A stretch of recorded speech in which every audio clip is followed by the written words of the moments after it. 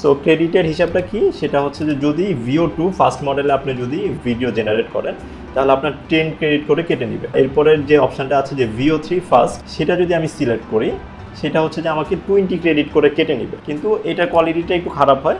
So আপনি যদি best আউটপুটটা পেতে চান তাহলে আপনাকে VO3 যে কোয়ালিটি অপশান আছে অর্থাৎ 4th, সেটা আপনাকে সিলেক্ট করতে হবে। কিন্তু সেটা সিলেক্ট করলে দেখুন এখানে আমাকে এই একটা ভিডিও জেনারেট করার জন্য 100 ক্রেডিট করে কেটে নেবে। তার মানে আমার আছে হচ্ছে যে 440, এবং একটা যদি আমি এখন ভিডিও জেনারেট করি তাহলে আমার 100 ক্রেডিট কেটে নিলে আমার হচ্ছে 340 থাকবে।